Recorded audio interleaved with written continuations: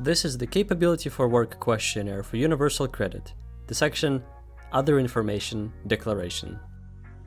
You can use the dedicated space on page 21 if you need more space to answer any of the previous questions. Please write which sections and questions you are continuing in this space.